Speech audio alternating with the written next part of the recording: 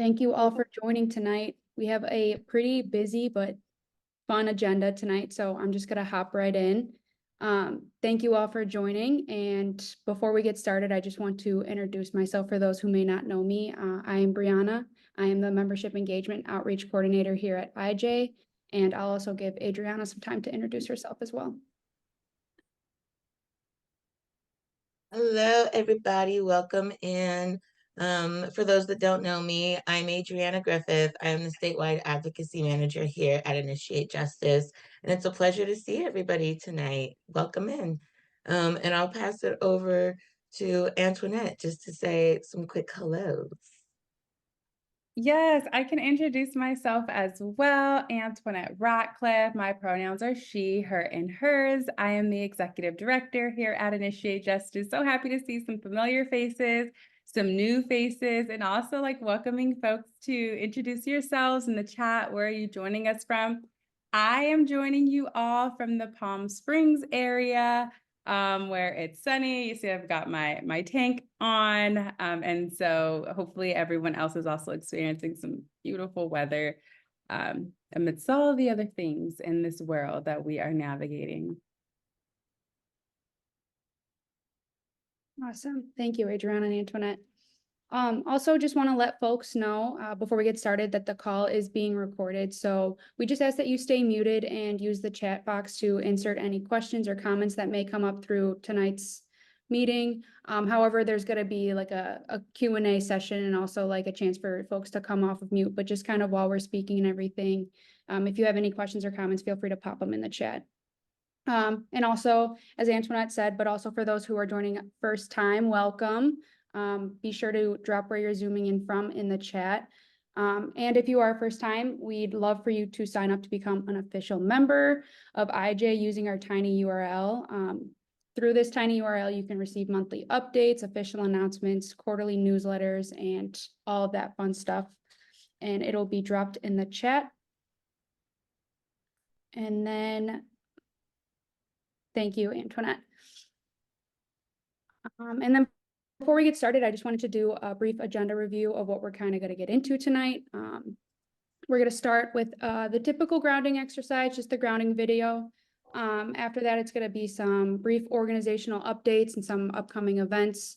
And then the bulk of tonight is just a discussion around what's happening in the public safety community, what's been happening this year. And we're going to hear from some of our amazing team members and colleagues. So with that, we can get started so we have enough time for all of that. As I said, we're going to do a grounding exercise. So I just wanted to take a few minutes to just hold the space that we're in. Just, let everyone relax. Folks are welcome to stay on or off camera during this, whatever is comfortable for you. And then let me get this started. I'm going to share my screen.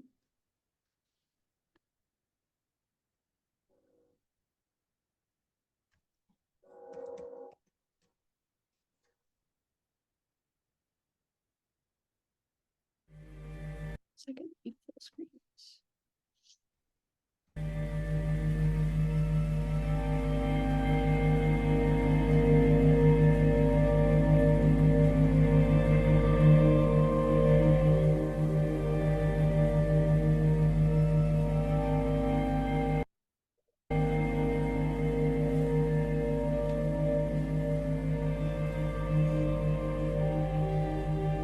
Thank you for joining me for today's practice. Let's take a comfortable seat, perhaps with a cushion or block to elevate your hips.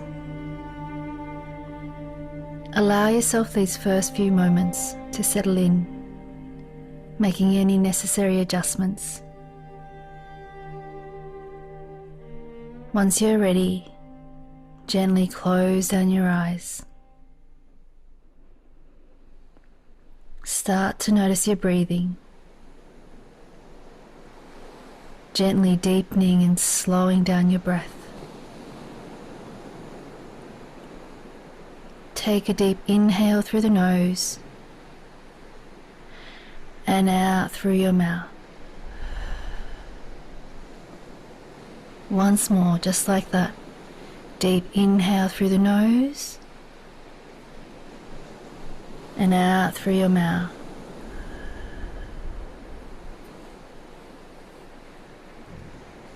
Allow your face to soften, releasing the jaw, the shoulders, and allow the crown of the head to lift up towards the sky as you ground down through your seat. Sensing the length along the entire spinal column. Begin to notice the breathing coming in and out of the nose. Perhaps sensing the coolness of the breath as you inhale and the slight warmth of the breath as you exhale.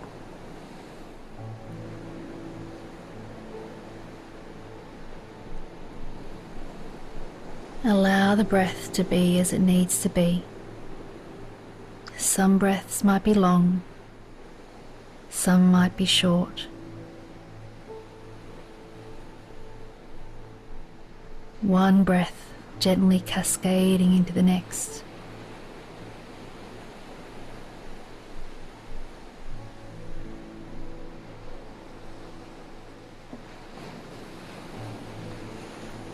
Imagine your mind to be as spacious as a vast, open, clear sky.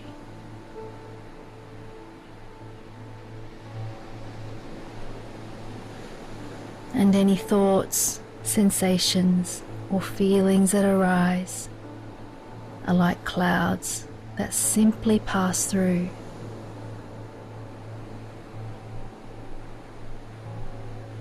Observe and recognize them, but no need to engage or respond.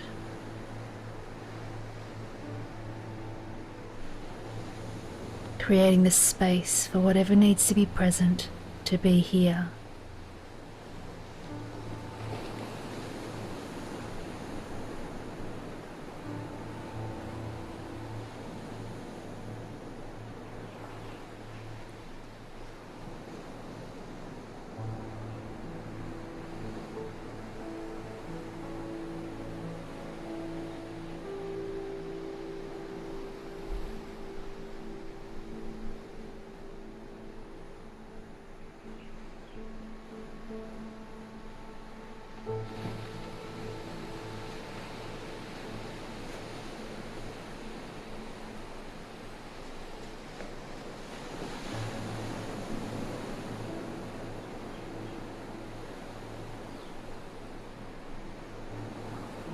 Notice the space that you've created and continue to lightly follow your breathing.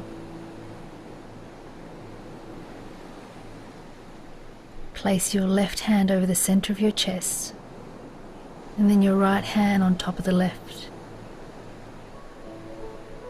You may feel the grounding sensation of the hands on your chest and allow the breath to softly deepen into that space. With each exhale, softening and letting go.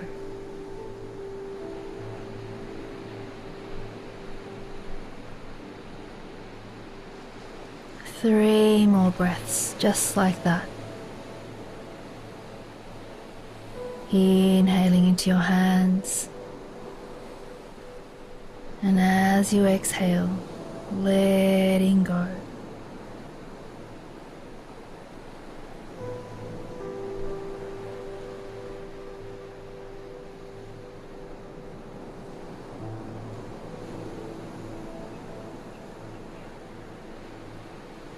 Allow your hands to release down by your side onto your thighs. And when you're ready, gently blink open the eyes.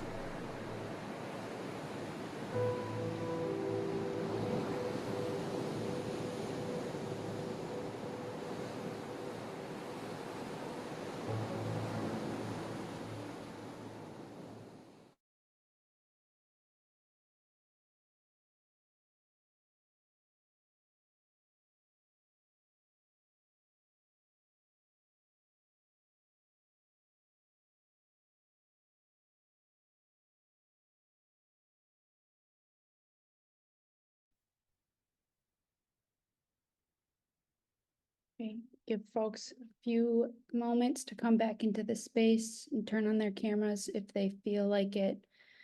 And while you all do so, just a few organizational updates that we have for you all.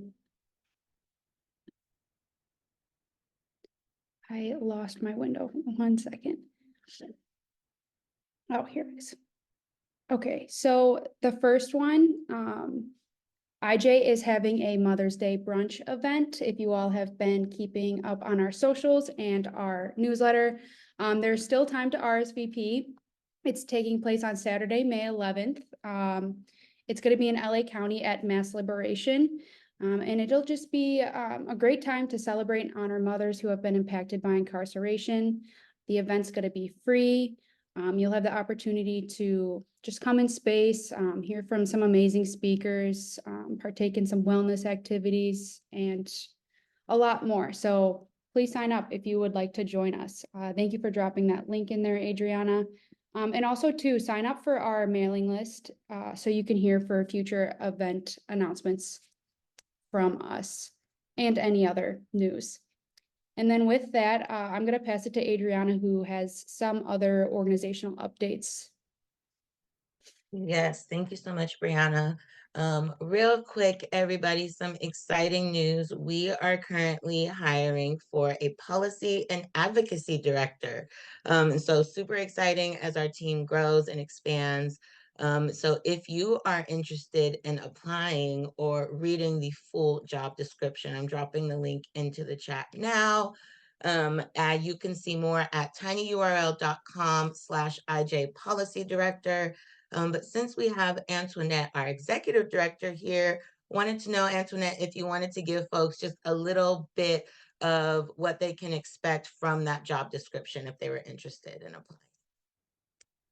I absolutely can. Thank you for calling me in on this particular announcement. So yes, we are seeking a new policy, essentially like guru, right? So we're looking for someone who has experience and has been successful achieving policy change, developing campaigns that are led by the community.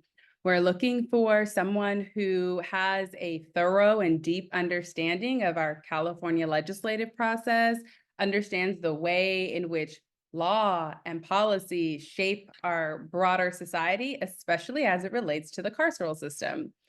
We are needing someone who has the ability to communicate all things policy in an energizing way, in an informative way that can captivate all various audiences and can also resonate with those who may be new to the policy advocacy space in any way. We're also looking for someone who has a deep commitment to intersectional and abolitionist values, who's committed to dismantling punitive systems and systems of oppression, and also someone who has experience developing strong and collaborative relationships on the ground and at the state capitol. So this person will lead our Initiate Justice policy team.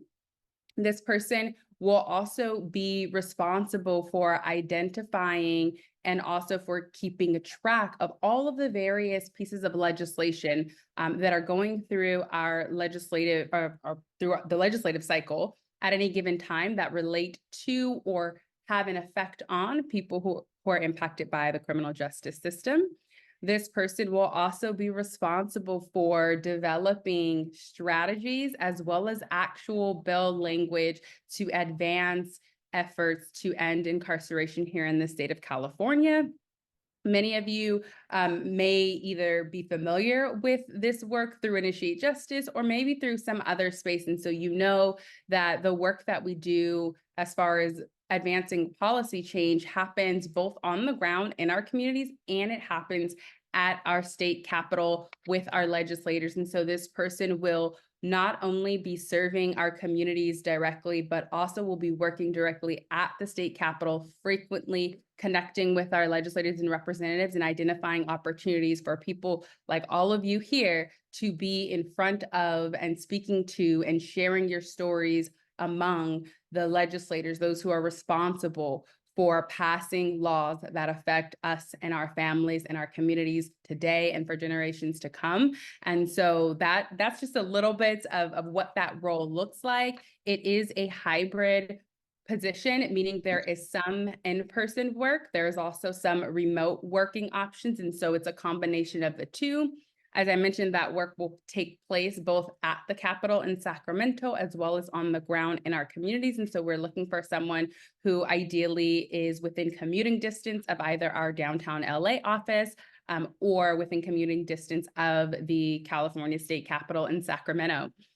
Not only will this person be leading our policy team, but this person actually has the opportunity and will be working collaboratively across all departments at the organization. So that includes our communications team, that includes our inside organizing team, that includes Adriana and Brianna, our outside organizing and outside membership programs. And so our inside membership team that disseminates information timely and accurately regarding various policies to people who are currently incarcerated throughout all of our state prisons here in California.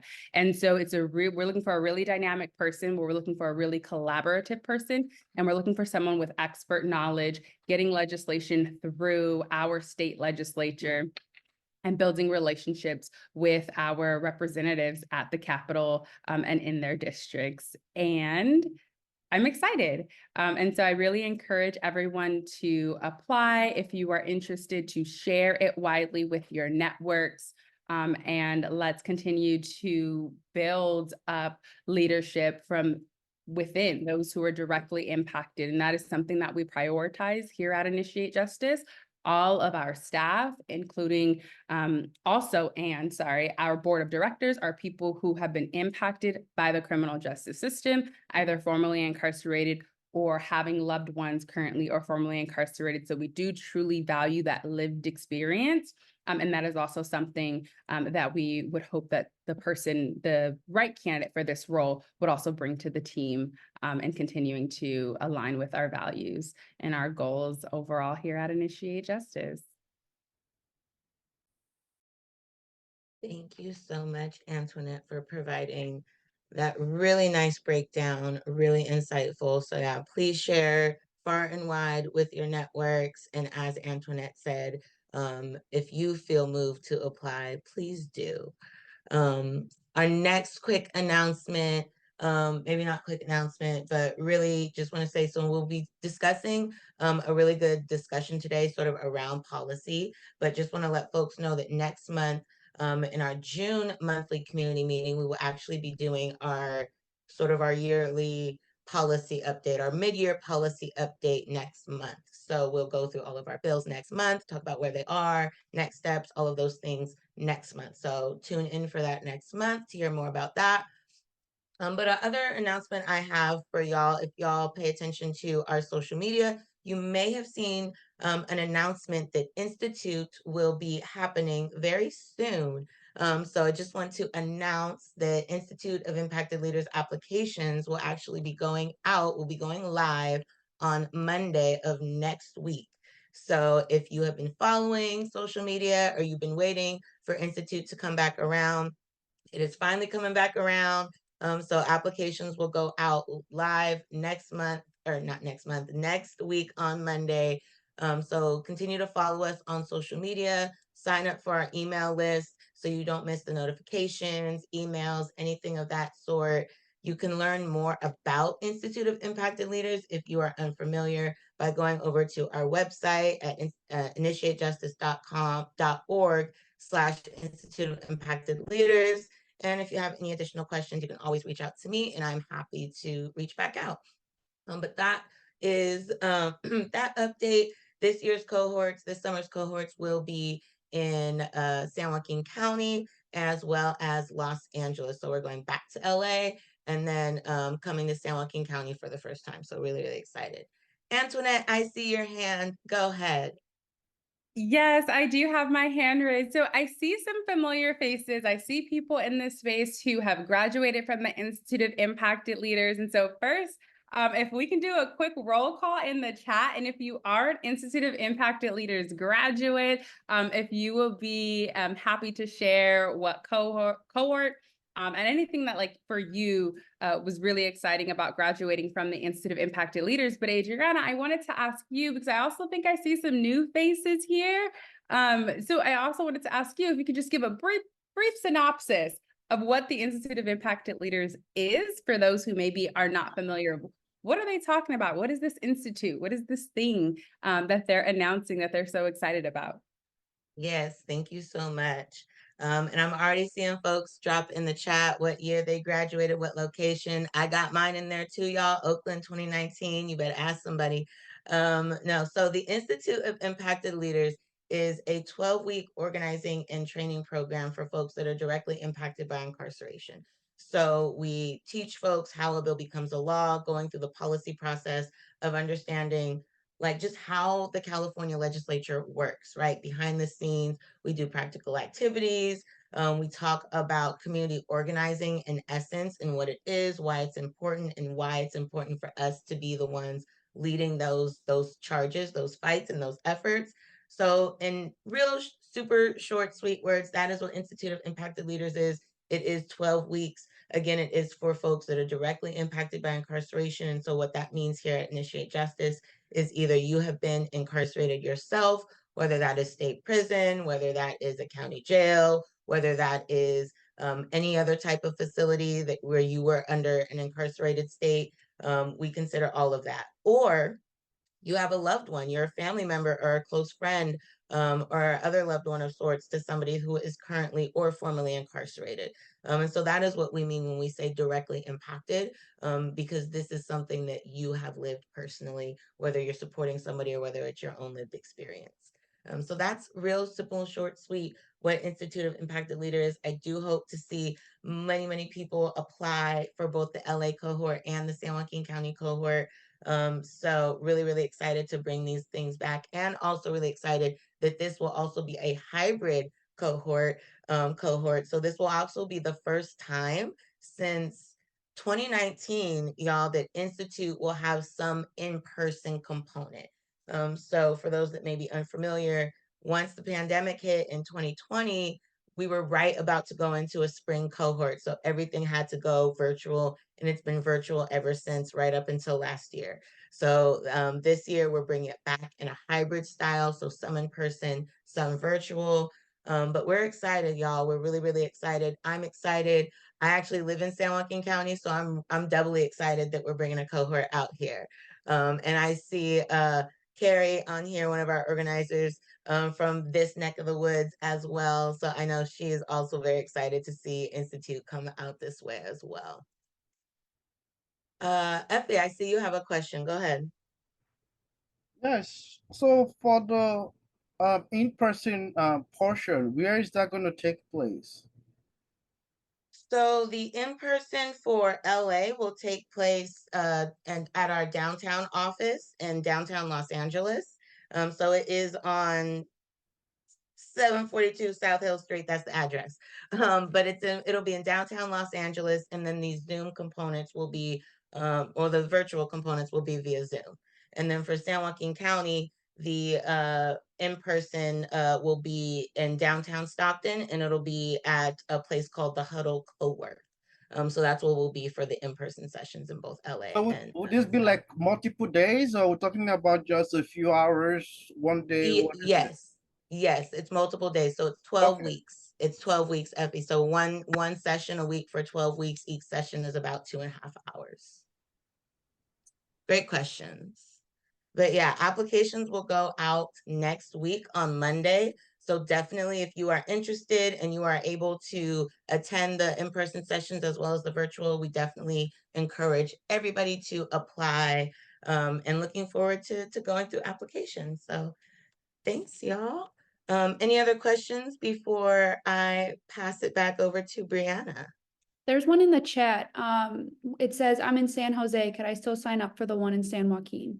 I see that question. Thank you, Brianna, for pointing out. Maria, I see your question. And if you, my dear, can make it to Stockton every other week for those in-person sessions, I definitely encourage you to apply for sure. I as an example, I did the Oakland cohort back in 2019 when it was in person, and that was straight in person. So it was 12 weeks of being in person, there was no virtual component. And I live in Stockton, so I drove out there every week, every Tuesday evening. So like I said, if you have the capacity to join, we definitely encourage y'all to apply for either LA or San Joaquin County. Great question. Precious says, I'm interested, but only my husband is incarcerated. That's fine. You are impacted. You are totally impacted. So definitely encourage you to apply for sure. For sure. Sign up for the email list so you don't miss the announcement for sure. Or you can reach out to me and I can also just make sure I send you an email.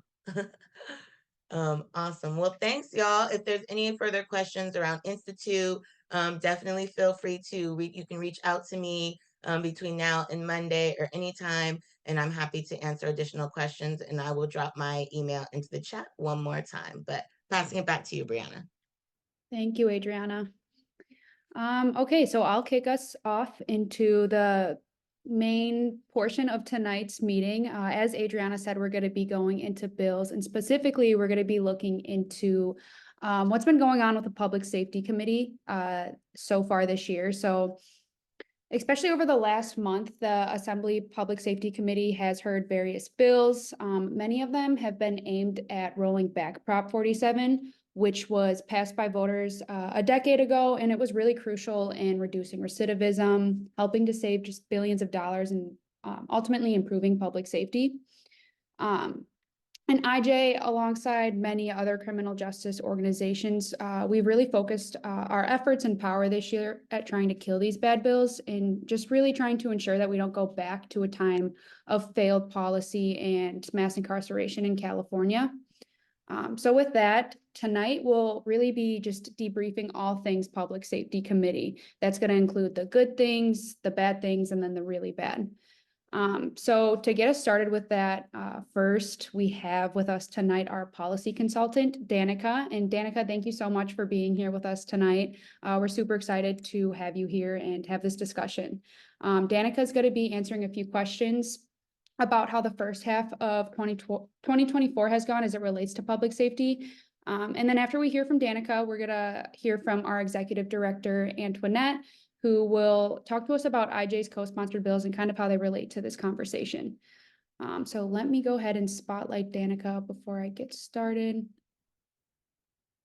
And real quick, while Brianna, I'll give you some time to get the logistics, get people spotlighted and things like that. But also for those who maybe are a little bit unfamiliar with like, what are they talking about Public Safety Committee? What is this thing? Who does it? What is their role? All of those different things. We actually have a video on our YouTube that really outlines so gracefully, created by our communications manager, the legislative process. So where does that Public Safety Committee thing that we're talking about lie in our overall legislative process? And so I'm going to drop that link in the chat as well for people who are maybe a little bit more new to advocacy regarding legislation, statewide legislation specifically. And this goes through from start to finish what the process is for a bill, or really for an idea to become a bill and be considered to become law here in the state of California. And so I just dropped that link in the chat as well. It's a quick YouTube video. I really encourage you to check it out and share if you are new to this process. And then I'm also going to drop the same video, but in Spanish for those who would like to access it in Spanish as well. Thank you so much, Antoinette. Those are super helpful. So I definitely recommend going to check those out. And to just get us started, thank you again, Danica, for being here. And just for those who may not know you, can you let folks know who you are and what your expert knowledge is, and maybe tell us a couple of bills that you've helped to write or pass that people here might know about? Sure. Hi, I am happy to be here with everybody and people that I know and love. And I am so proud to represent Initiate Justice in the Capitol, and really grateful to get to work with everybody here. I am a lawyer. I don't do very much real, like, regular in-court lawyering, never did do very much of it, but went to law school knowing I wanted to work on ending mass incarceration. Have done some litigation and then started doing policy work and felt like I was much more interested in doing legislative advocacy than anything else I had done as a lawyer. And so really dove into that. I was the state policy director for the San Francisco Public Defender's Office for a couple of years before starting my own consulting and lobbying firm here in Sacramento, and really came here to do this work because I saw that the movement needed more people in the Capitol who really understood the dynamics of what was happening there and really becoming experts in that process. And so felt like that was I could be a value add to the movement by coming here and doing this specifically. And so I work only with criminal justice reform and social justice organizations, all nonprofits and mostly community-based organizations, a lot of which are led by directly impacted people. I have worked on, I've been very blessed to work on some good bills. Some have passed, some have not. Most recently, I guess that this crew is probably very familiar with was AB 1310 that we worked on last year with Assemblymember McKenna on gun enhancements. I was proud to work on that bill and get it halfway there, and look forward to getting it all the way there eventually. I also was very lucky to get to work on SB 1008 that made prison phone calls free. That's probably the thing I've worked on that has impacted the most people, and very proud to have been a part of that effort. I worked on AB 333 by Assemblymember, then Senator Kamlager, which was the first big gang enhancement reform bill that we've been able to pass since we did all the bad things back in the 90s. So that's a few, but I also have done a lot of on resentencing and various other little things here and there. And yeah, look forward to doing more with Initiate Justice. We're doing more right now, and we'll do more and more and more. Amazing. Thank you, Danica. You're awesome and we really appreciate you. So thank you. So just moving forward, last year there was a Senate bill that really shook up the Assembly's Public Safety Committee, and we're still really feeling the effects of it from today. And then this year, public safety has been especially challenging. Back in February at our Community Action Committee meeting, we actually spent some time talking about the state of the state and how it relates to our work and how we can prepare folks for this tough year ahead. So for those who may be unaware, can you maybe briefly explain what's happening right now in the state legislature, particularly as it relates to public safety, such as what, if anything, should our community, specifically folks impacted by incarceration, be paying attention to and doing right now to protect our progress? Yeah.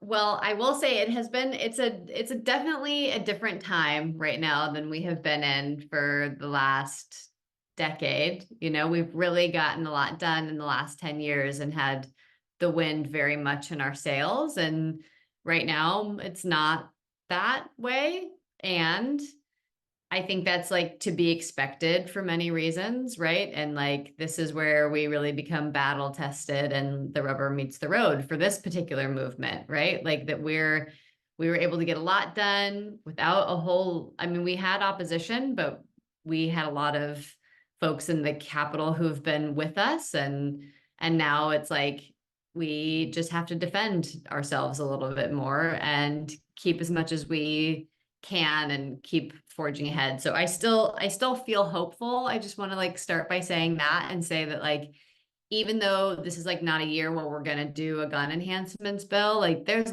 we made so much progress so fast that I think that there's little things that we've missed.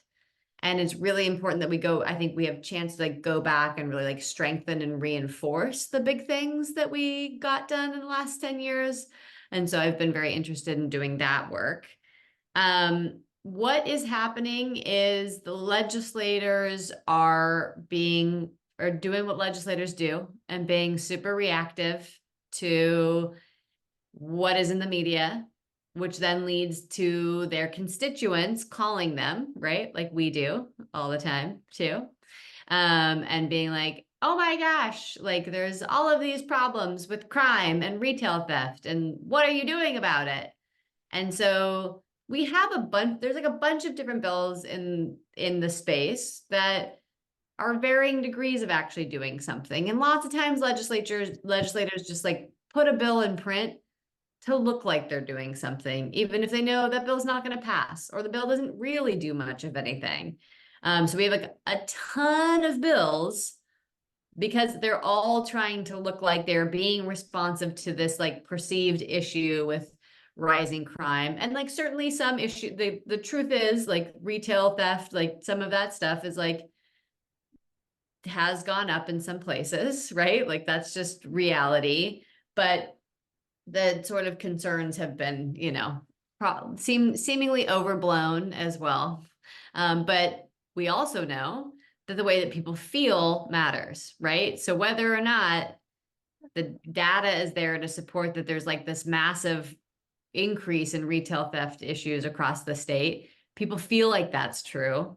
And so legislators also feel like they have to respond to those. I'll also just say, so it's like not only retail theft, right? We've got other bad bills that are trying to do things like expand 3 strikes. The bill that you were mentioning last year, right? Like there's this effort to increase penalties in a variety of ways. Some of it, I think, is stuff that they think are like low-hanging fruit, right? Where they're trying to increase penalties this year for things like rape of an unconscious person. Like that's a pretty hard thing to argue against. We do have good policy arguments against it, right? But they know that those are hard things for us to come and say no to.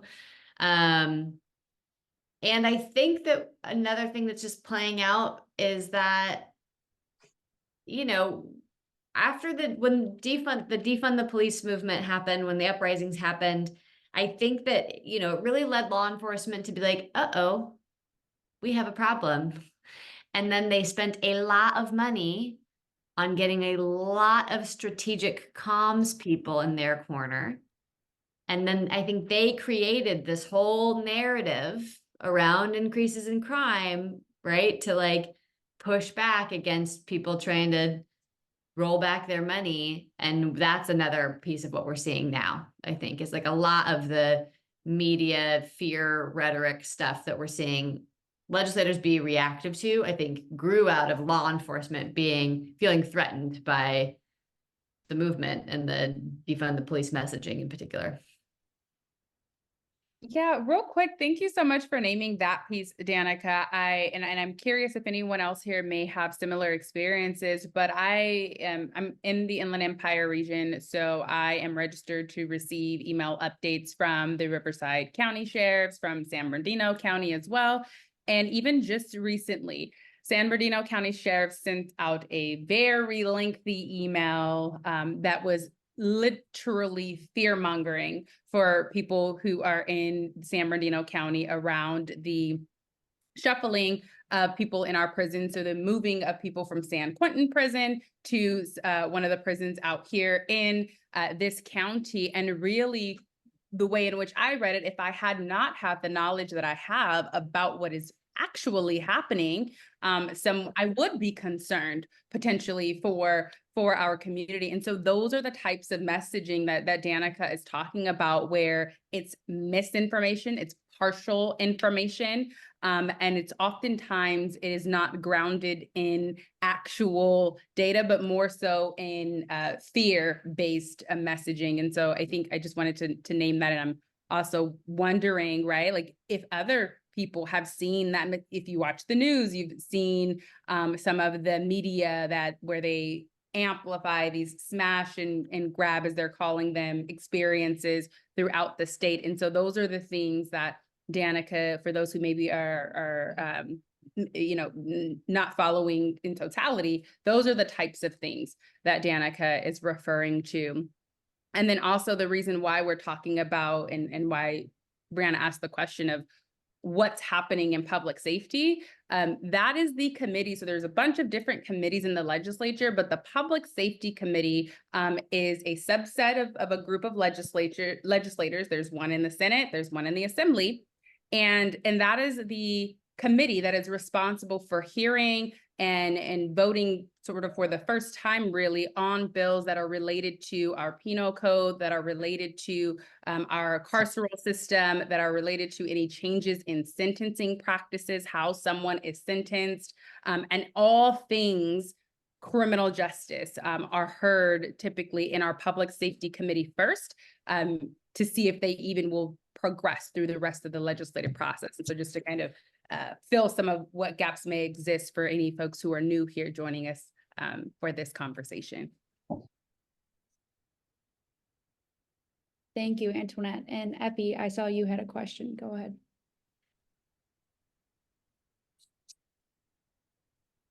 Did you call on me? Yes. Oh, okay. I was just gonna say, I'm in Imperial County. I don't know if it's anything tied to this fear thing going on up in Sacramento, but every county board of supervisor meeting that they've been having every month, they're always swearing. Uh-oh, your mic cut off. You went on mute and I was tuned in. So every board of supervisor meeting that they have here in Imperial County, they're swearing in officers. It's either they're swearing in officers or I don't know if you call them cadet, like those young people that are almost like intern kind of. They're always swearing them in every month. So January, February, March, April, the 4 meetings that they've had this year, they've sworn officers in, which to me is ridiculous, because I was thinking we're trying to get funds from there to other alternative things like counseling and all of those, but that's not what's happening. But then regarding the news here, unfortunately, there's been a lot of arrests and high-level arrests, and it's not for crimes that happen here, but crimes that have happened in other places, and the people run down here. So that's our reality. Like recently, they arrested some people that committed crimes in New York and New Jersey. So because of things like that, they justify the reason why they need more law enforcement. So it's not necessarily for us, but for the other felons that are running out this way. Not felons, so to speak, suspects, I should say.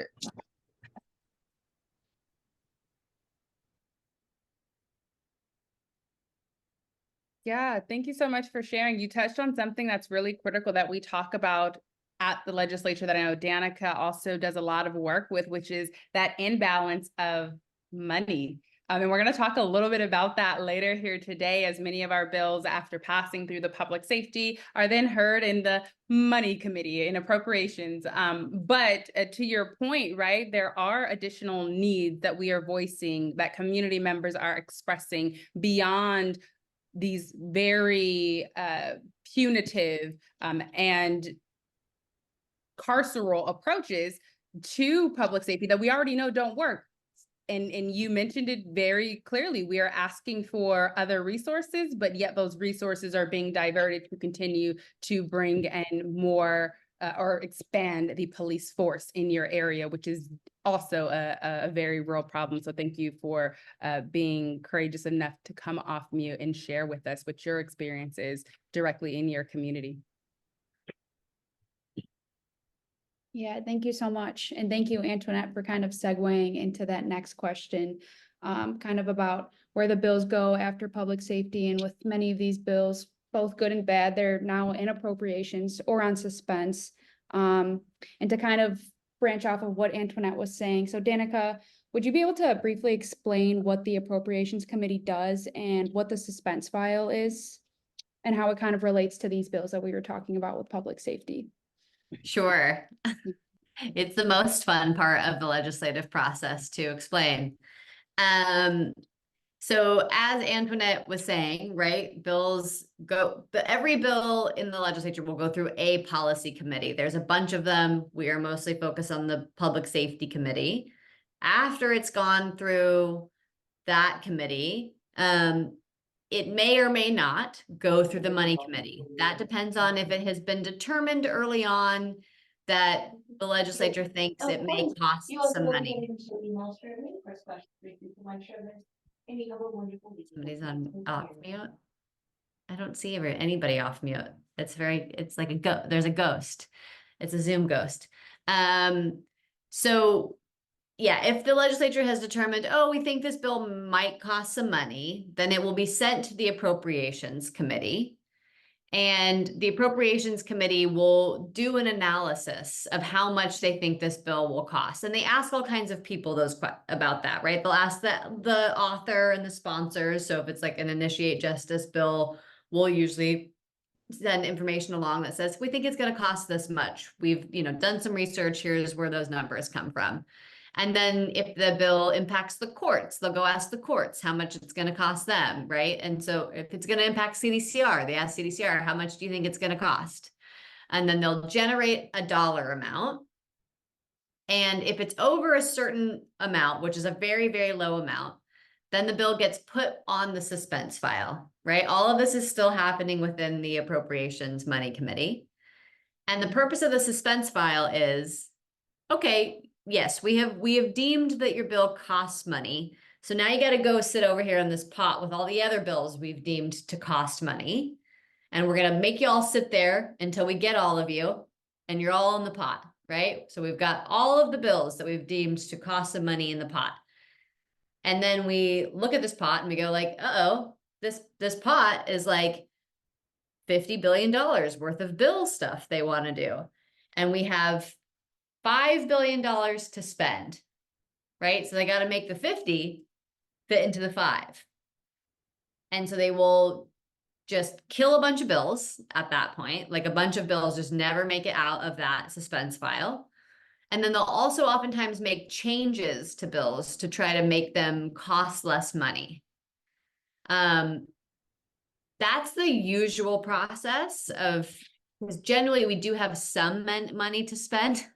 And in recent years, we've had a lot of money to spend, right? The budget, we had like major budget surpluses for a couple of years. So we had tons of money to spend.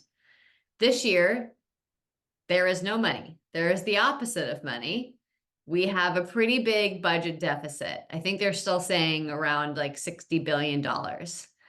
So there's like truly, truly, truly no money. Well, sort of, unless you're Gavin and then you have like little pet projects and you somehow find money when you're in power, you can find the money.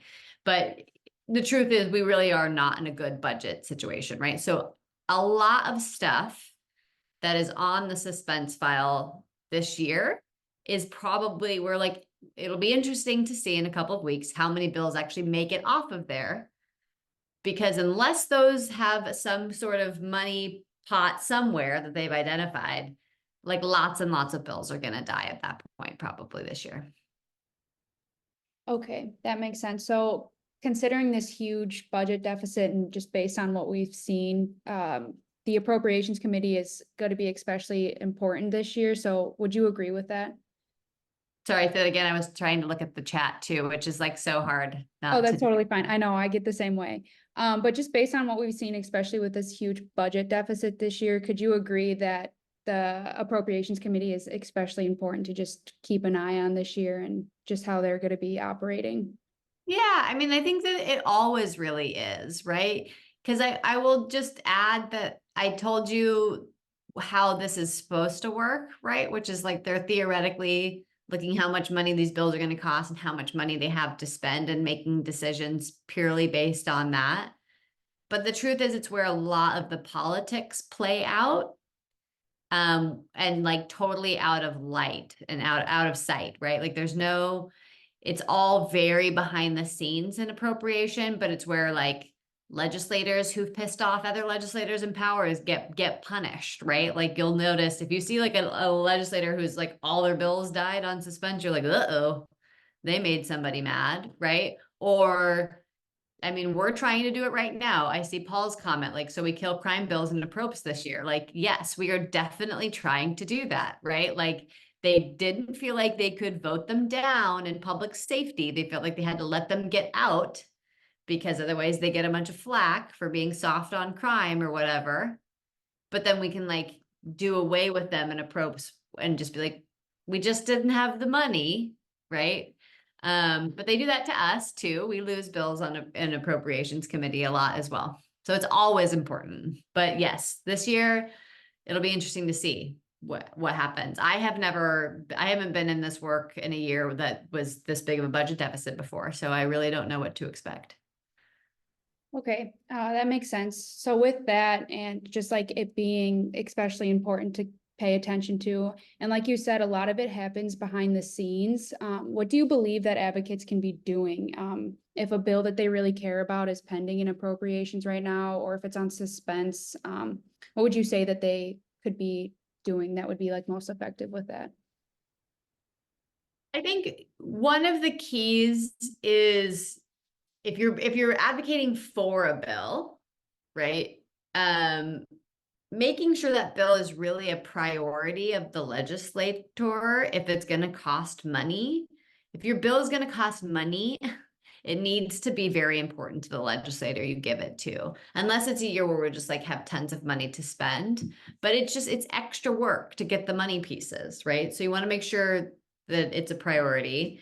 But if you're just like, supporting legislation that's moving right now, always helpful to reach out to the chairs of the appropriations committee and tell them that you love something, and particularly if you're in that chair's district. So right now for the assembly, it's Assembly Member Wicks, and then for the Senate, it's Senator Caballero, right? So reaching out directly to them and saying, yay to this thing.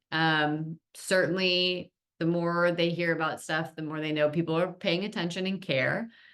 I think that those are the most effective things. Honestly, it's a place where we really just like don't have very much power. Like really barely anybody does, honestly. So it's kind of like light a candle. I don't know, say a prayer.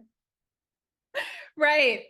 So I know that, and not to be as equally daunting about the appropriations committee or the suspense file, but I know a previous sort of description of it by folks at IJ were often, this is sometimes where good bills go to die, because it is a difficult committee.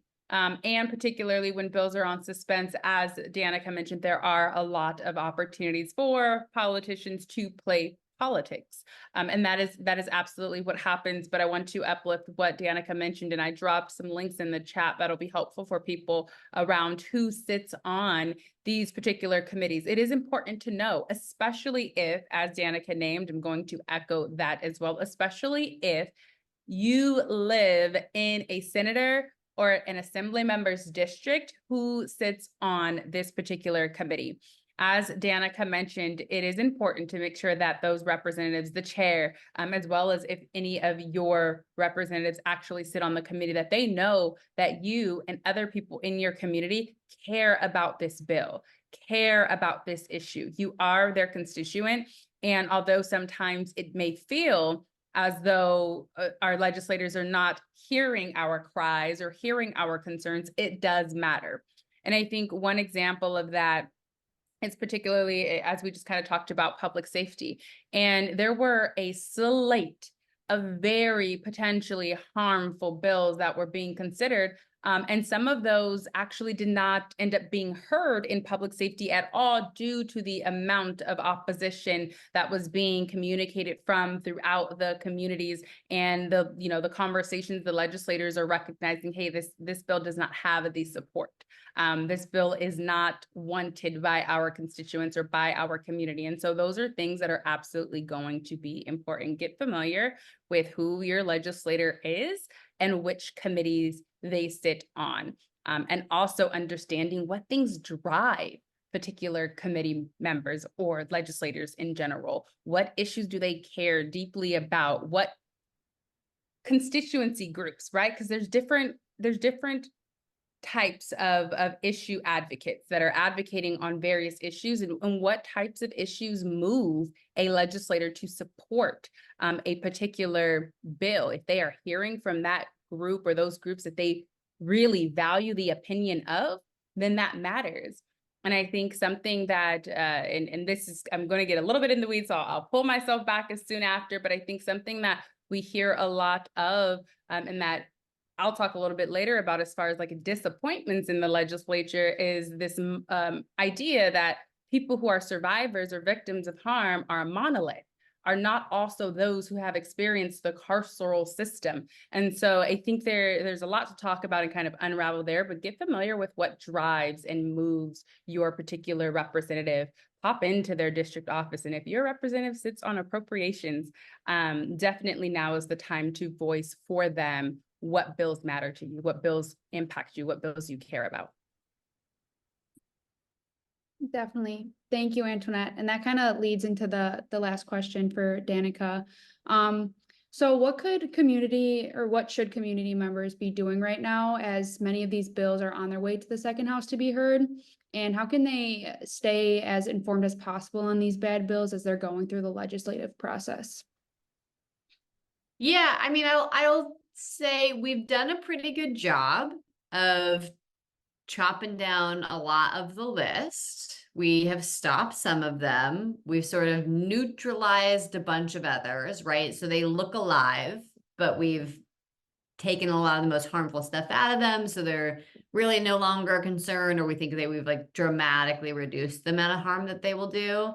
And for the others, you know, it's a pretty, I just want to say, like, it's a lot to track. It's hard to track, like, unless you're really paying a lot of attention all the time, it's tough to know. So I would say, like, being looped into Initiate Justice is obviously a great way, because I think we'll be, as we move into the second house, things that end up making it there, we will be dialing in on more and trying to get the word out to community about where we need the most help and how to like plug into our efforts to stop the bad stuff. You know, if you want to nerd out, like, definitely you can watch all of these committee hearings and just like monitor the legislature. I love it. You may love it too if you haven't been doing it already. So certainly just like paying attention, like the Assembly Public Safety Committee and the Senate Public Safety Committee both have their own websites, right? They put up lots of information on those websites. You can go to the main Assembly and Senate websites and watch media archives. So you don't have to watch the hearings while they're happening. You could watch them later and skip over bills that bore you, you know, feel real powerful, like you're getting to mess with time. And let's see, I mean, I think that those are like probably the two main ways. I mean, you know, paying attention to social media, we do put out stuff, obviously, like calls to action and information about which bills we're most worried about. Groups like Initiate Justice and Ella Baker Center and Smart Justice, like following those groups online is a good way to know. I did see Jane's question earlier about like the Prop 47 and retail theft bills. And I did just want to say, so currently there are no bills in the California legislature that are actually moving, that like anybody thinks are actually going to go anywhere, that would amend Prop 47. Like the governor has said he doesn't want to do that. Leadership in both of the houses, so the leaders of the Assembly and the leaders of the Senate, have all also said that. So far, nothing there is like actually touching Prop 47. They're doing a lot of other things that will harm, you know, especially Black and brown folks and poor folks for sure. And we're trying to neutralize those. But I just wanted to note that there is nothing that anybody's actually taking super seriously in the legislature right now that changes Prop 47. Thank you, Danica. And I keep chiming in here. And I know, Danica, I mentioned this to you that sometimes I do geek out over these things, because as Danica was naming, right, there are people who have been doing this work for quite some time. I myself came into this work during a time that Danica mentioned, where we had extreme wind beneath our wings to certainly transform the way in which our state was addressing harms throughout our communities, and really unraveling all of the various policies that contributed to our state of mass incarceration. And so that is the time that I became familiar with this work. And so learning the intricacies of when we are not, or we do not have all of that support, what is it that we can be doing is super exciting and really invigorating for me. But I also dropped into the chat. So I just want to share that Ledge Info is an absolute critical source for keeping abreast of what is happening with any bill that is making its way through this process at all. And I also dropped the link to a short video that we also have, and dropping a bunch of videos, but I do think that it's helpful to sort of have these tutorials of how to use things. And there is one on how to use Ledge Info, what you can find there, how to access particular information. You can actually track bills and receive updates directly to your email when a bill moves at all through the legislature, and you can have that as a resource to follow them. Additionally, something that is, I think, also critical regarding Ledge Info, Danica mentioned it here, in terms of going back and watching those committee hearings and the discussion that is happening. If you go on Ledge Info and you select the tab that says, I think it's voting history or votes, clicking on that tab will actually let you know when a bill has been voted on. And that tells you what hearing to look for. So if you're seeing, public safety, these are the votes recorded, you can go back and on the legislator site, you can actually find a recording to that hearing. And like Danica said, you don't got to watch everything. You can sort of skip and find that particular bill and hear what the discussion was. What are legislators concerned about? What are they voicing as far as questions about the bill? What are the arguments in support of, or if there's opposition that we're battling against, what is opposition saying about the bill? And really getting familiar with all of those nuances, though sometimes it does take time, it can be really informative and it can really help enhance the way in which you advocate for a bill or against a potentially harmful bill. So I also just wanted to share that. So go on Ledge Info, use that votes tab, read the bill analysis, sign up for updates. All of those things can help you stay looped in consistently as you're following any particular piece of legislation. Thank you, Antoinette. And that's kind of I'm gonna add you to the spotlight as well, because these questions can kind of go towards both of you, but you kind of answered like it a little bit of where they can kind of find more updates, but just hearing from you and Danica, clearly there's a lot going on. So in the midst of it all, where are IJ's co-sponsored bills at the moment?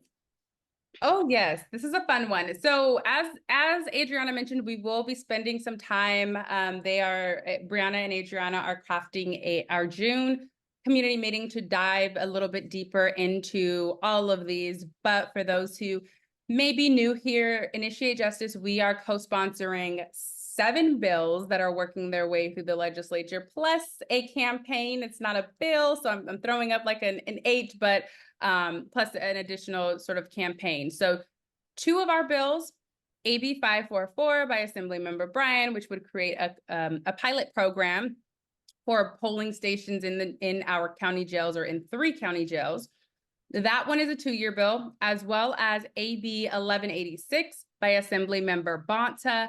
That one is also a 2-year bill, meaning that those are bills that we began to work on last year. So at this time last year, we were working on both of these bills, AB 544 regarding voting in jails and in county jails, and then AB 1186 regarding youth restitution. Those 2 bills, because they had already passed the first house, the assembly, they're pending to be heard in the Senate. And Danica mentioned a lot about why the appropriations was critical and the budget. Those are also bills where the coalitions are working on budget advocacy to make sure, as Danica mentioned, that there is money allocated to support these bills to continue to move forward. And so those 2 are 2-year bills, not a lot of movement, but some of the newer bills are at this time, not a lot of movement at this current time, but for those bills that we introduced at the start of this legislative cycle, there are a few more 2 of them have made significant progress with our bill related to prison book bans authored by Assemblymember Bryan, AB 1986, making it all the way through the Assembly and pending the Senate House. AB 2833 by Assemblymember McKenna, which is our bill to protect the integrity of restorative justice processes. That one is pending the Assembly floor. That one has made it through the first steps of the process, which actually was 2 committee hearings. So the Assembly Public Safety Committee, as well as the Assembly Judiciary Committee, that one passed on consent. So you won't really find any discussions related to that bill if you kind of take the advice that I just gave a moment ago, because that one, there were no discussions necessary. It was recommended for consent, meaning that the majority, essentially, of those who sit on the Public Safety Committee or the Judiciary Committee did not have any issues to take up with the bill. And so those bills passed on consent. Real quick, because I know I'm probably talking fast, I know there are a few people that probably are familiar with the consent file, but Danica, maybe can you break it down a little bit better than I might have for those who aren't familiar with what the heck is she talking about, this consent file right now? I know we don't see it very much in our space. I was actually just checking to see if it's going to be on consent on the floor, and it looks like it is. It probably is going to be, but consent really just means that there's no opposition on record for the bill, and that none of the committee members have raised any concerns, like neither party. The Republicans are cool, the Democrats are cool. And so they're like, we, based on the information we've already been provided before a hearing, right? We don't even need to have a hearing. Like, we can tell just from the papers, like, we're in, it's cool. And so they will just, they technically, like, they vote on all of the bills that are on consent at once. So they say, like, this is a consent candidate. And then they have a little group of bills. And then they say, like, do we vote? Is everybody ready to vote on the consent calendar? And they all just like vote to adopt that, which is like how we register their actual votes on it, because they do still technically have to vote on it. And so that happens in committee. Again, if there's no opposition and none of those committee members have any concerns.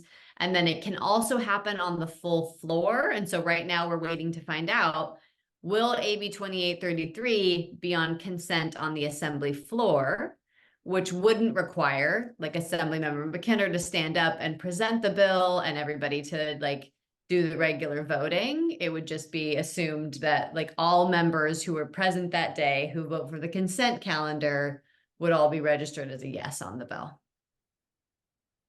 That was so eloquent. Thank you so much, Danica, for explaining that briefly. So talked about 2 of our bills that are 2-year bills, talked about those 2 bills, one of which has passed on consent out of the policy committees and is now pending the floor and hopefully on consent for the Assembly floor, which is really critical for AB 2833, particularly because there are some bills in which we just need a simple majority from the floor. And then there are some bills where we need 2/3 of all representatives in that house. In this case, we're talking about the Assembly, which has 80 members. This bill would require 2/3 of them to vote in support. And so it is really an amazing, it's an amazing thing that AB 2833 is continuing to progress on consent. And we're really proud of that. And so a couple of others, there are the remaining 3 of our bills are the ones that are in the Appropriations Committee. Dun, dun, dun. Done, done, done. One of those being on suspense. And so those bills are AB 2065 by Assemblymember Ash Kalra. This one has been coined the Racial Justice Act 4.0. And so I'll take just like a couple of steps back for those who may be unfamiliar.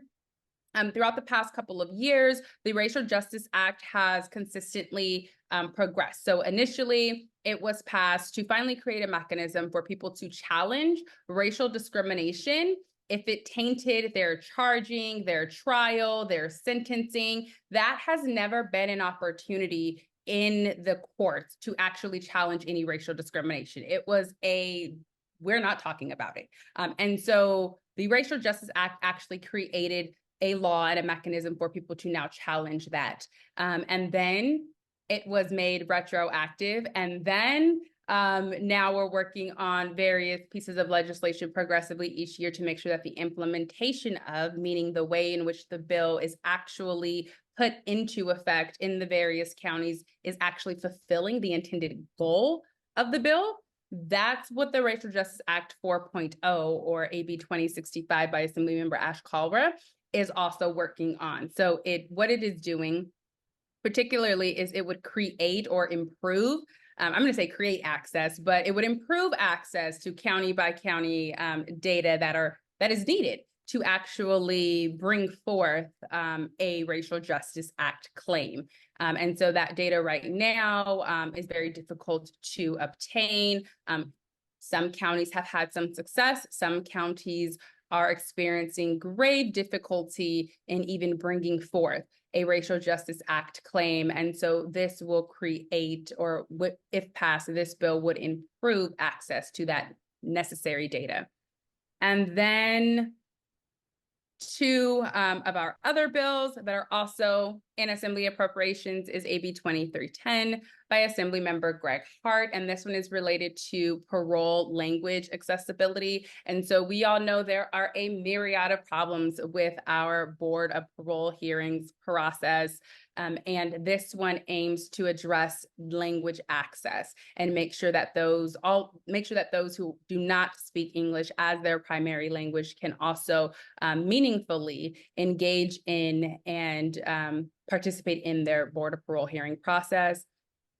And then AB 2483 by Assemblymember Ting addresses resentencing procedures. So this one is a little bit, I'm not going to say it's super similar to AB 2065, but in the vein of making sure implementation is carried through. That is what AB 2483 intends to do around resentencing procedures. And I know that I see people here who have some experience working on resentencing for their loved ones. I imagine that there are people here who either themselves or know people who have been benefactors of changes in law or resentencing legislation around resentencing. And so this bill intends to create actual procedures that the courts or the counties will have to follow around resentencing petitions or claims. And so in a nutshell, I tried to be brief, but if there is anything absolutely critical that Adriana, you think I missed, or Danica, you think I missed, feel free to chime in, but I just wanted to give like a brief synopsis of where they are. So the one that is on suspense, that one is going to be AB 2483 by Assemblymember Ting. The other two are pending appropriations.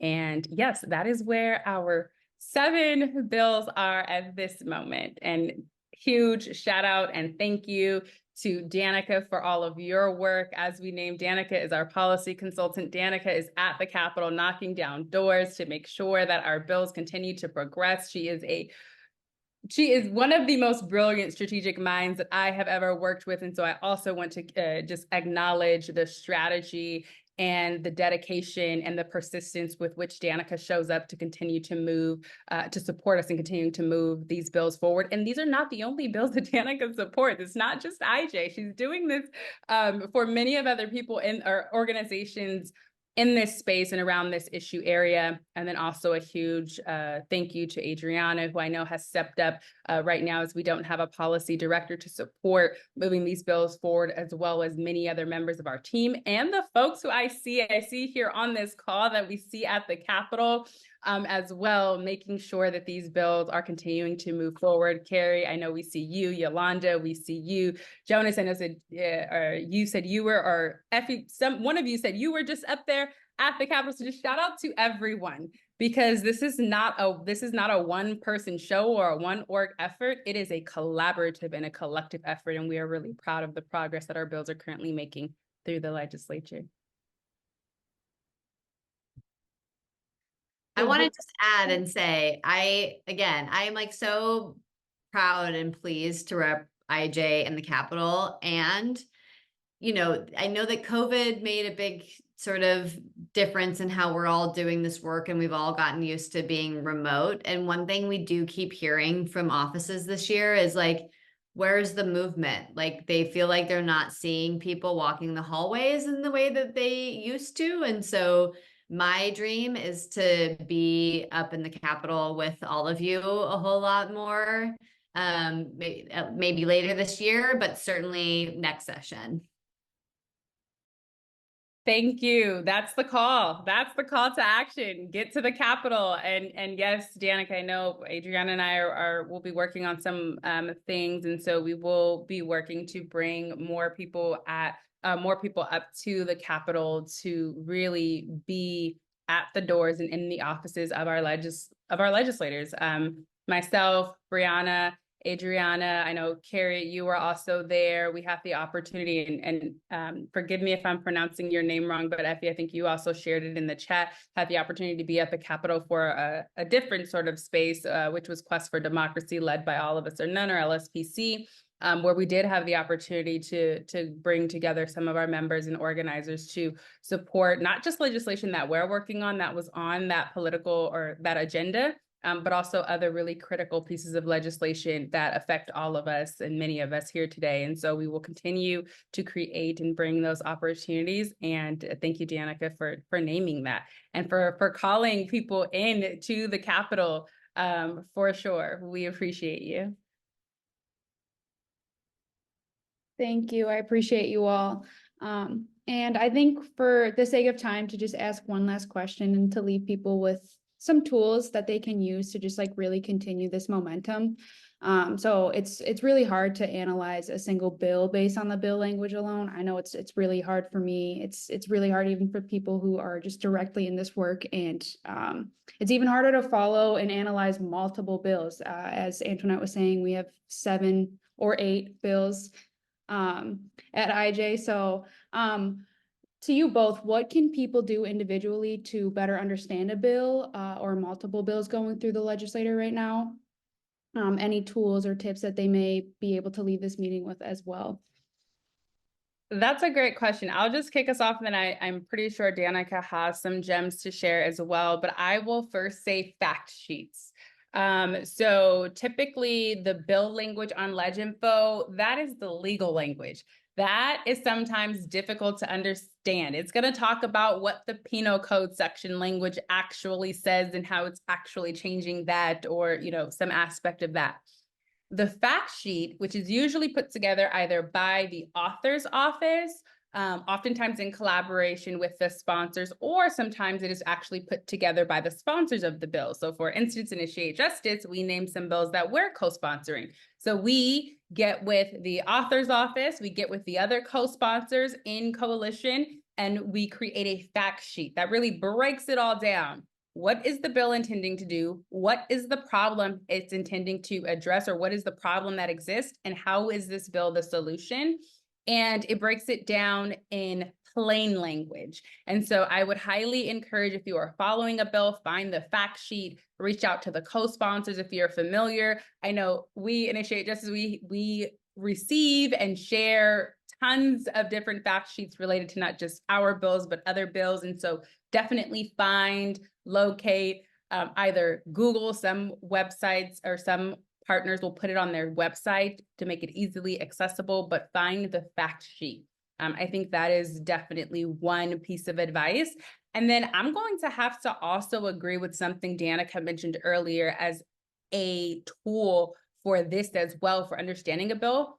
Follow groups that are aligned with your values and the change that you know need to happen. So groups like Initiate Justice, continue to follow us on social media, come to our meetings, hear directly from those who have crafted this campaign or this bill as to why it's necessary and what it will do.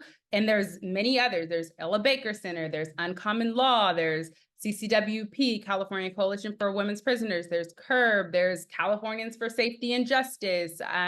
Even some of our own organizers have now developed their own organizations and are helping to make this democratize this information and make it more understandable and readily available, such as Jesse's Place, an organization by our very own Sandra Suarez and Jesse, who was recently released. There's Courage, there's All of Us or None, there's Young Women's Freedom Center, and a myriad of others depending on the issue, because there are also organizations like ACLU and League of Women Voters, if one of your issue areas is also access to our democracy and voting rights and our expanding our electorate. And then there's also others in various issue areas that may align and intersect and overlap with what your experiences are. And so I would highly encourage every person here to stay connected to all of the various organizations that are helping to lead this work. Those are two. I know we're at time, so I'm gonna pause there and pass it to Danica to share maybe what her tips would be. I would echo what Antoinette said and say, just like, make sure you get the information from a trusted source that is like up on things, because I see and hear about lots of things that are outdated being circulated online, right? And there's so much room for confusion around this confusing process. And so just like lots of stuff online that's wrong.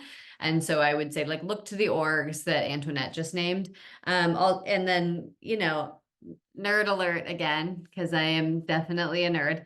Like, do not be sleeping on that LegInfo website that Antoinette told you about. I always say that's like my favorite website on the internet, which is like low-key a joke, but like not really. Like, it is also the place to always look for any of the laws. Don't be Googling laws. Go to that website and look up the laws.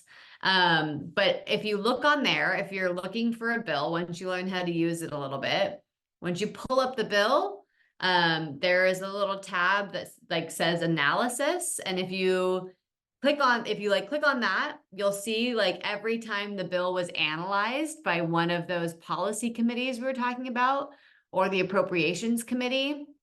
And that analysis has a ton of information in it that you really can't get anywhere else.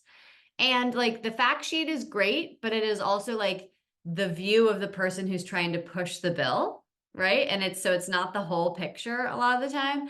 And so the analysis is going to tell you who opposed the bill, who supports the bill, what the author says is the reason for the bill, what this like very smart policy consultant person like learned about it, and has like tons of information about other laws that are similar. So when you look at them the first time, they can be a little overwhelming. Sometimes they're 2 pages, sometimes they're 10 pages. And at the beginning, there's a whole bunch of gobbledygook that's like, current law does all of these long list of things, and this bill would blah, blah, blah. But once you get past all that, it starts to be like much more plain language, where it's like, straight up, this is what this bill would do. And like, here's why we think it's like concerning or good. And here's what the author said. And then those are really, really helpful. Yes, thank you. Do not sleep on the bill analyses. We circulate those internally consistently. We are always urging our staff to read the latest bill analysis on any piece of legislation that we are either co-sponsoring or prioritizing. And so thank you so much for that piece, Danica. So folks can see what I'm talking about. I'm going to drop a link in the chat right now to the page that has the 2 analyses that have been written on IJ's bill 2833 this year. So if you go to that link, you'll see it's like, it should go straight to the analysis tab. And there's 2 of them there. When you click on them, they'll download the PDFs and you can have some lovely nighttime reading. You're welcome. And they're good reads. They are definitely good reads. As Danica mentioned, you will also find like the various arguments in support or in opposition. So yeah, it definitely does give that holistic picture. Yeah, I think that was one of the most critical, I think, tips and tools that people can certainly take away regarding better understanding any piece of legislation that you are following. Brianna, I don't know if we have time for questions. I'm going to pass it back to you. I know the chat has been absolutely engaging, and so I'm going to pass it back to you to sort of facilitate whatever the next part of this is. Yeah, thank you so much. The next part will just be kind of closing out, but I just want to like recognize, I really like how you guys uplifted like following the organizations on Instagram and finding that information, because for me, I really need like small spurts of things, and I really liked the way they laid it out. And when I moved to California, I followed all the organizations I could, like Curb, SE, IJ. That's actually how I found IJ and how I'm here. So it's kind of like a full circle moment. And then they taught me how to read these bill analysis and find like the good part and pass all the goop, like you said. So I think those tools are super important. So I just really wanted to reiterate that. And then I also just want to thank you both for coming. Danica, thank you so much. It's been such a great conversation. Thank you for all that you do for IJ and for our community. Antoinette, thank you for being here. I really appreciate it. This has been a great discussion. And before we close, I as always want to uplift our next meetings. As Adriana and Antoinette mentioned, please come join our June meeting. You're going to hear updates around IJ 7/8 bills, and just hear more from us about that. Thank you for dropping the link in the chat so you can RSVP by the tiny URL. And then next is our May, yes, the months are getting ahead of me. April went by so quick. Our May Community Action Committee, where we're going to continue the conversation around regional advocacy and what it looks like to get involved in your region with these issues that we've been discussing. So thank you again so much, everyone. We really appreciate it. And I hope you all have a great rest of your night.